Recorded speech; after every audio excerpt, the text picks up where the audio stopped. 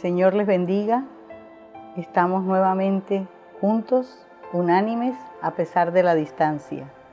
Reciban un abrazo cordial de Misión Cristiana Baluarte de la Verdad de parte de todos sus ministros, para todas aquellas personas que nos siguen por este canal y para todas aquellas personas que son miembros activos de Misión Cristiana Baluarte de la Verdad.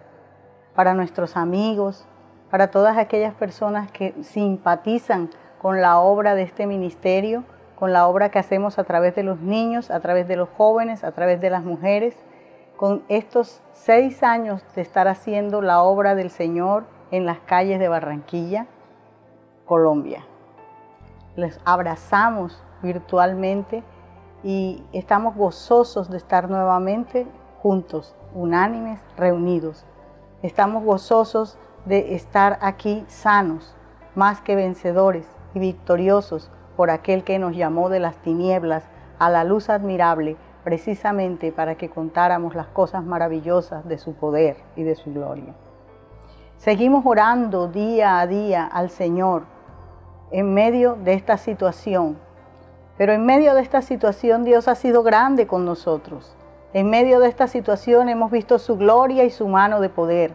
Y prueba de ello es que antes no teníamos este medio para comunicarnos. Y al ser movidas las jaulas donde estaban los pajaritos han tenido que salir a volar. Y hoy tenemos este medio para comunicarnos, para encontrarnos cada domingo, cada semana y poder encontrarnos en medio de la semana repitiendo estos mensajes que para nosotros han sido de gran enseñanza. Los invito en esta mañana también a seguirnos en audio a través de nuestra emisora lavozdelmaestro.org. Es un regalo precioso que el Señor nos ha dado, esa emisora a través de la cual nosotros llevamos alabanzas y enseñanzas todo el día, las 24 horas, los 7 días de la semana, los 365 días del año, hasta lo último de la tierra. Sean todos bienvenidos en esta mañana a este espacio. Quiero brevemente orar en esta mañana para comenzar a estudiar la palabra del Señor. Señor Jesús, te pido en esta mañana que seas tú enseñándonos a través de tu palabra.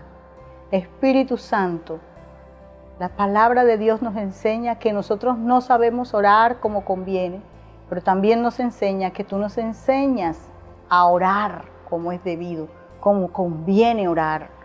Te pido, Espíritu Santo, que rodees nuestra oración en esta mañana y la eleves al Padre. En el nombre poderoso de Jesús. Quiero en esta mañana referirme a un texto bíblico que es una pregunta que nos hace el Señor a nosotros. Ese texto bíblico es Jeremías 32:27. Dice, ese versículo dice: yo soy Jehová, Dios de toda carne. ¿Habrá algo imposible? ¿Habrá algo difícil para mí? Realmente a nosotros el temor de avanzar nos invade normalmente, nos está invadiendo en estas épocas el temor a muchas cosas, el temor a la muerte, el temor a la enfermedad, el temor al futuro. Pero el Señor nos ha dicho: yo soy Jehová, Dios de toda carne. ¿Habrá algo difícil para mí? Yo te invito en esta mañana a que tú te toques. Y si en respuesta a que tú te tocas, tú te das cuenta que tú eres carne, entonces Dios está hablando contigo y te está diciendo que Él es Jehová, el Dios omnipotente, el Dios omnipresente, el Dios omnisciente, que todo lo ve, que todo lo sabe, que todo lo puede, pero que además de todo eso es tu Dios. Y que te hace una pregunta: ¿habrá algo que sea difícil para mí? Es una pregunta que viene a tener respuesta en el Nuevo Testamento, en Lucas, cuando se nos da la respuesta. Para Dios nada hay imposible. No hay nada que sea difícil, no hay nada que sea imposible. Él lo puede todo y Él lo hace todo. Y qué bien viviríamos nosotros si nunca se nos olvidara que el Dios de lo imposible, que el Dios todopoderoso es mi Dios y es tu Dios. Pero parece que a veces se nos olvida. Se nos olvida quién es Dios. Se nos olvida quiénes somos nosotros para Dios. Se nos olvida que Dios está de nuestro lado. Y se nos olvida, sobre todo, el gran poder que tiene Dios. Él es todopoderoso.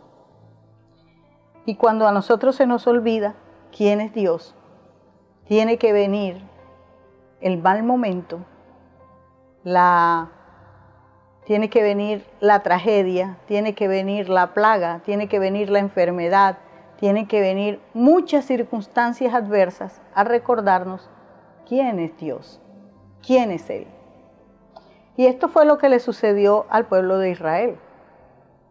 El pueblo de Israel era experto en olvidar quién era el Dios que lo había llevado de la cautividad a la libertad. Y en medio de ese desierto que ellos estaban atravesando, donde a pesar de que era un desierto, ellos podían ver la gloria de Dios todos los días. Imagínense si no veían la gloria de Dios cuando caía en su lugar, en el lugar donde ellos estaban, no dejaba de caer maná.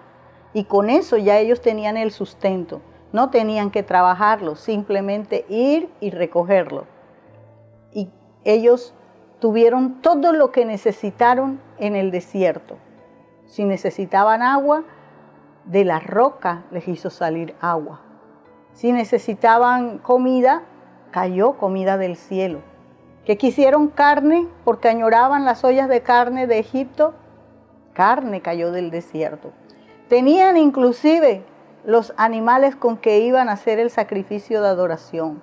Lo tenían todo en el desierto, todo. Y se les olvidaba quién era Dios. Y en el libro de Números, capítulo 21, de los versículos 4 al 9, la palabra de Dios nos narra lo que sucedió. Y dice así: y habló el pueblo contra Dios y contra Moisés: ¿por qué nos hiciste subir de Egipto para que muramos en este desierto? Pues no hay pan ni agua, y nuestra alma tiene fastidio de ese pan tan liviano. Y Jehová envió entre el pueblo serpientes ardientes que mordían al pueblo, y murió mucho pueblo de Israel. Entonces el pueblo vino a Moisés y dijo: hemos pecado por haber hablado contra Jehová y contra ti. Ruega a Jehová que quite de nosotros estas serpientes. Y Moisés oró por el pueblo.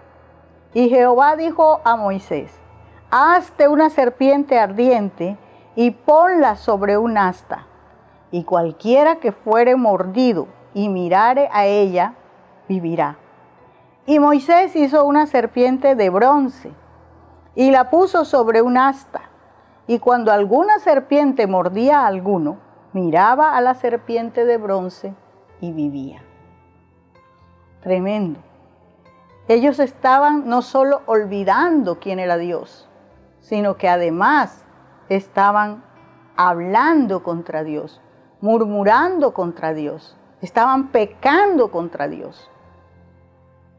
Y en ese momento, cuando esa murmuración del pueblo empezó contra Dios, esa murmuración subió a los oídos de Dios. Todo lo que nosotros hablamos y aún lo que tenemos en nuestros corazones es conocido por Dios. La palabra en más de una ocasión nos habla de que el Señor escuchaba lo que cavilaban en los corazones. Aún no ha salido de mi boca la palabra y ya tú la sabes toda, dice el salmista. Y los hombres estaban murmurando contra el Dios que les había dado todo, contra el Dios que los había llevado por el mar, abriendo el mar en seco, en dos, para que ellos caminasen en seco. El pueblo no se daba cuenta contra quién estaba murmurando. Se les había olvidado quién era el Dios de su salvación. Se les había olvidado el gran poder que Dios tenía. Y tenía que venir una circunstancia para hacerles recordar. Cuando ellos acuden a Moisés, acuden porque había muerto mucha cantidad de pueblo. Hasta ese momento, ellos no se estaban dando cuenta del pecado tan grande que estaban cometiendo contra Dios. Y es muy simbólico que el Señor le diga a Moisés, hazte una palomita, hazte un cordero, hazte cualquier otro animal. No, le mandó a hacer una serpiente. ¿Porque era la serpiente la que los estaba mordiendo? No, porque la serpiente es de gran simbolismo entre nosotros.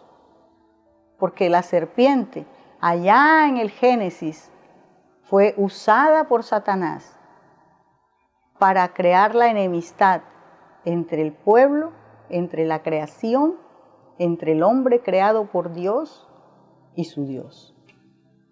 En ese momento, cuando el Señor viene y habla con Adán y Eva y les pregunta qué les está pasando, por qué se esconden, Adán acusa a Eva y Eva a la serpiente.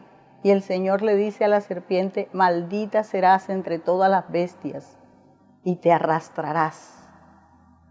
Y crea una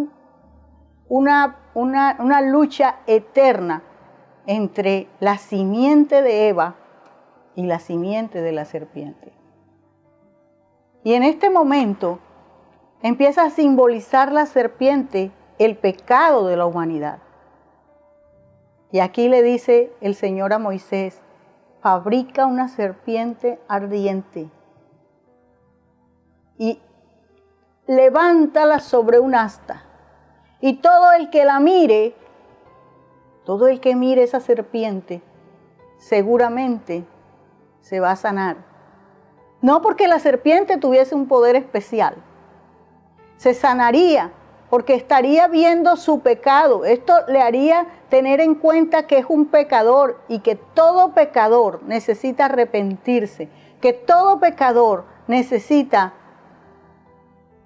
llegar a los pies de Dios con arrepentimiento, con reconocimiento de su pecado para no morir.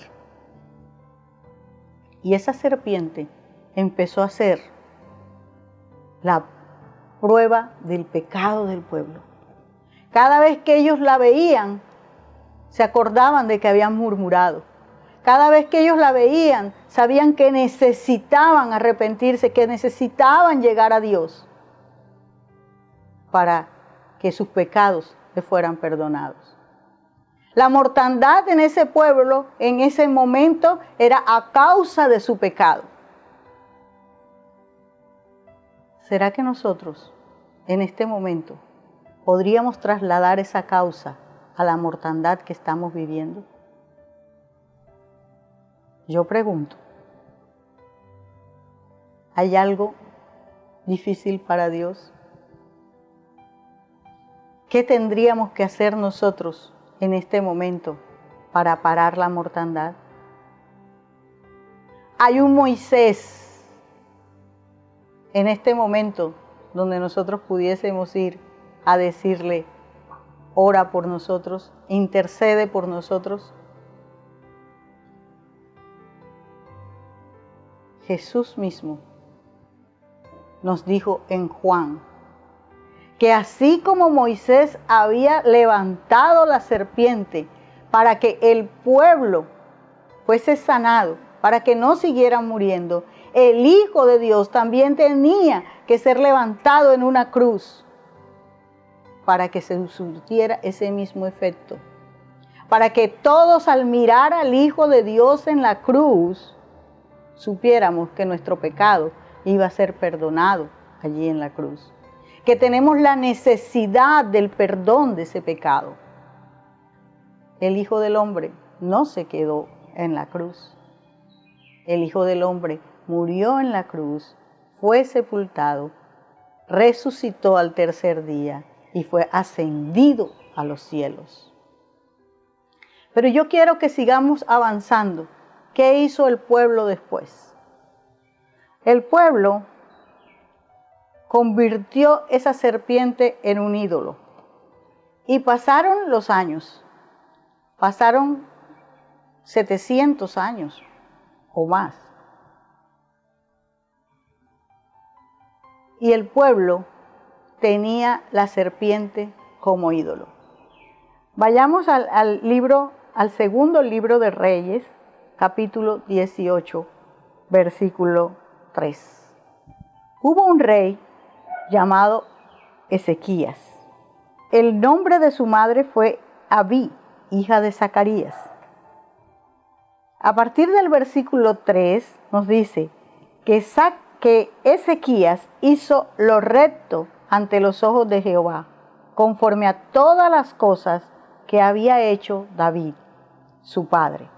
Él quitó los lugares altos y quebró las imágenes y cortó los símbolos de acera e hizo pedazos la serpiente de bronce que había hecho Moisés, porque hasta entonces le quemaban incienso los hijos de Israel y la llamó Neustán.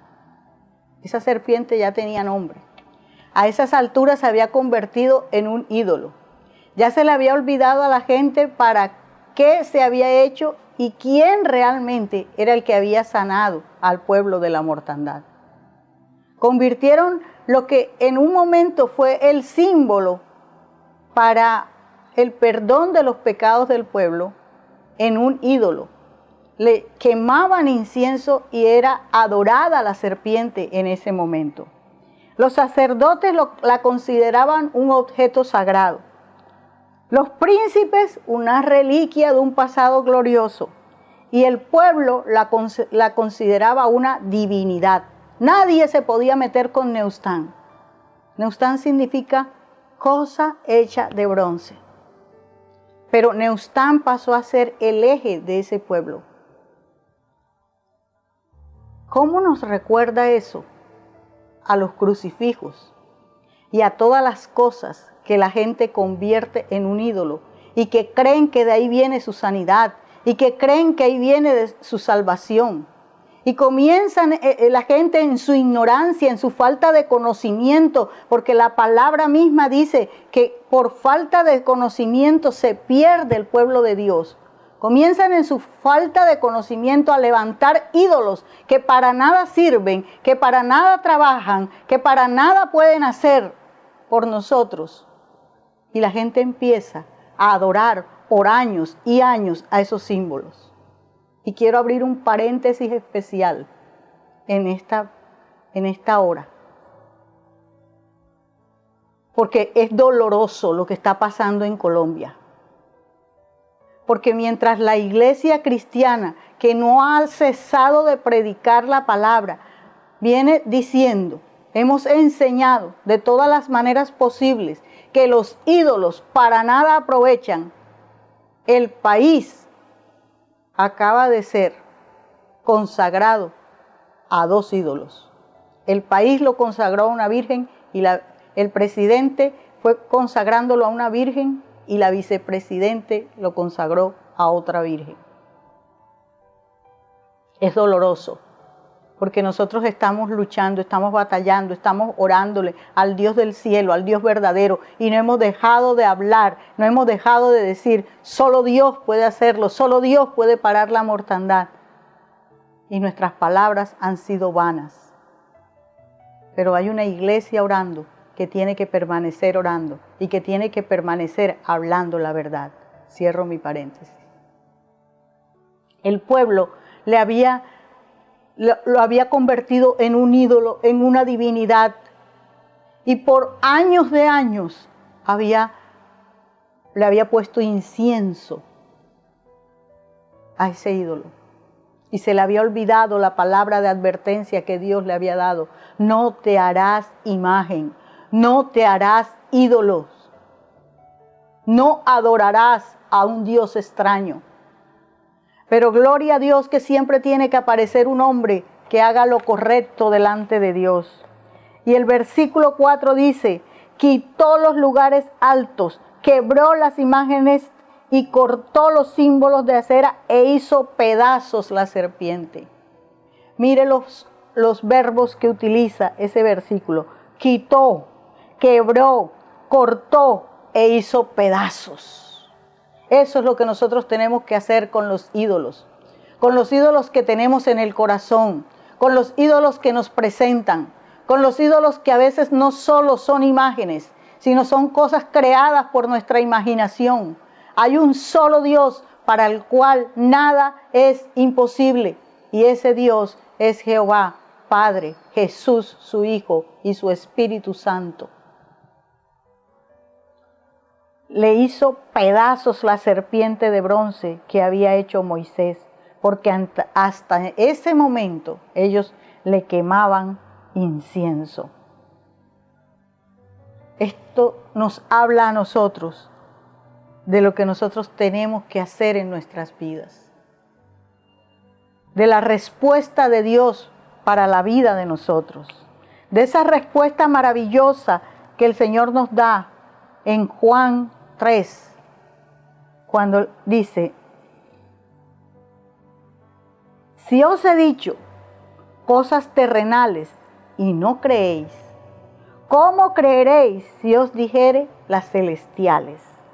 Nadie subió al cielo, sino el que descendió del cielo, el Hijo del Hombre, que está en el cielo. Y como Moisés levantó la serpiente en el desierto, así es necesario que el Hijo del Hombre sea levantado, para que todo aquel que en él cree no se pierda, mas tenga vida eterna. Aquí nos habla el Señor Jesús de lo grande y poderoso que iba a ser su sacrificio en la cruz. Él tenía que ser levantado. Fue levantado en un asta llamada cruz, para que allí, en esa representación de lo que había hecho Moisés en el desierto con la serpiente, nosotros supiéramos que allí íbamos a encontrar la redención de nuestros pecados y nuestra sanidad perfecta. Pero Él no solo se quedó en la cruz, Él fue a los cielos. Y desde los cielos Él ha dicho, y todo lo que pidiereis al Padre en mi nombre, yo lo haré por vosotros. Hasta ahora ninguna cosa habéis pedido en mi nombre. Y hoy en el nombre de Jesús, nosotros venimos a pedir, Señor, perdona nuestros pecados. Somos conscientes al recordar la cruz en que fuiste levantado, de cuánto hemos pecado, de cuán grave ha sido nuestra falta delante de ti. Pero al ver levantado a Jesús en la cruz, también podemos recordar que en ese sacrificio está la redención, que en ese sacrificio está la sanidad. Ciertamente Él llevó todas nuestras enfermedades. El peso de nuestro pecado y de nuestra paz fue sobre Él, y por su llaga todos fuimos curados. Y por eso hoy, Señor, te recordamos en la cruz, y por eso hoy pedimos la sanidad para este pueblo que está necesitando, Señor, ver tu gloria. Está necesitando poner sus ojos nuevamente en ti, Señor. Está necesitando, Padre Santo, que tú te glorifiques en medio de esta pandemia, Señor.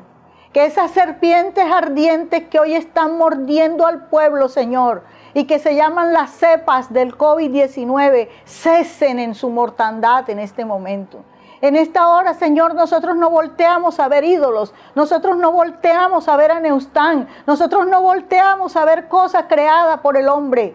Nosotros no volteamos a ver figuras de yeso. Nosotros volteamos, Señor, a ver la cruz del Calvario, de la cual salió sanidad para nosotros, de la cual salió perdón para los pecados, de la cual salió redención, Señor. Y levantamos aún más nuestros ojos a mirar al cielo, Señor, donde tú estás sentado a la derecha del Padre, donde tú recibes adoración y gloria, Señor, donde solo tú eres digno de ser honrado, donde solo tú eres digno de ser glorificado, donde solo tú, Señor, puedes hacer por este pueblo lo que más nadie puede hacer. Te reconocemos como Dios, Señor, y no se nos olvida tu sacrificio, no se nos olvida tu grandeza, no se nos olvida tu poder, Señor, porque para Dios nada hay imposible. Y aunque nosotros, Señor, ahora estemos viendo como un imposible que desaparezca el COVID-19, que sea muerto el COVID-19, Señor, que sea levantado todo tu poder y toda tu gloria en medio de nosotros, sabemos, Señor, que para ti nada hay imposible y que tú lo harás, Señor, por cuanto nos amas, por cuanto has dicho que eres el Dios de toda carne, y esta carne, Señor, Padre Santo, te anhela, Padre amado. Y esta carne que somos nosotros, necesitamos, Dios, cada día más de tu poder, Padre Santo. Necesitamos, Señor, que tu gloria se extienda a nosotros. Tu palabra dice, Señor, que la ley vino por Moisés, pero que por Jesús la gloria y la gracia está en medio de nosotros. Y confiamos, Señor, confiamos en tu palabra y seguimos diciendo, Padre Santo, Padre bueno, Dios de lo imposible, seguimos creyendo y diciendo, Señor, que para ti nada hay imposible. Y tenemos la respuesta, Señor, a esa pregunta que se nos hace en Jeremías. ¿Habrá algo difícil para Dios? Nada hay difícil, nada hay imposible. No hay un grado de dificultad que tú no puedas vencer, Señor. Tu poder, Señor amado, se perfecciona en nuestra debilidad. Y hoy que somos débiles, Señor, ante una circunstancia, Padre Santo, de enfermedad, una pandemia, un virus, Señor, que ha venido, oh Dios, de pueblo en pueblo, de nación en nación, exterminando personas, matando personas, Señor, y que es real, oh Dios. Solo tú lo puedes acabar, Dios mío. Y en esta mañana te pedimos que lo acabes, que lo aniquiles, que fuego caiga del cielo, Señor, que aniquile el COVID-19. Clamamos unidos, Señor, Padre Santo. Nos unimos en un solo sentir, gimiendo ante el Padre por la respuesta y la solución, Señor. Si ese pueblo que murmuró contra ti fue perdonado, Señor, Padre Santo, fue perdonado a través de que fue confrontado con su pecado.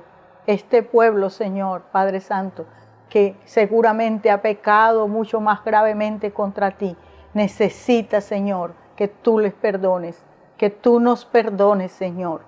Y hoy pedimos, Padre Santo, hoy pedimos tu perdón, que tu gracia, Señor amado, sea mucho más sobreabundante que nuestro pecado, porque donde abunda el pecado, sobreabunda la gracia. Y tu gracia, Señor, nos será suficiente. Tu palabra dice, bástate mi gracia, mi poder se perfecciona en la debilidad. Y en esta debilidad que estamos sufriendo, tu poder se perfeccionará cada día más. Padre, estamos creyendo en tu respuesta y estamos esperando en ella. Tú no nos llamaste para ser avergonzados, tú nos llamaste para ver tu gloria y estamos en espera de tu gloria. Que el Señor les bendiga y les guarde. En esta hora quiero bendecir cada familia de los que están al frente de sus pantallas o de sus celulares o de cualquier medio donde estén viendo o escuchando a través de la voz del Maestro. Cada familia es bendecida en esta hora por la bendición sobrenatural de Dios en sus vidas. Quiero pedirle en esta hora al Señor que sea su sangre preciosa cubriendo la casa de cada uno de ustedes. Los dinteles de sus casas están cubiertos por la sangre de Jesús y toda su gracia está sobre nosotros y sobre nuestras casas. Sean bendecidos en el nombre de Jesús. Y nos vemos nuevamente dentro de 8 días aquí, si Cristo no ha llegado. Cristo viene pronto y su galardón con él. El Señor les bendiga y les guarde.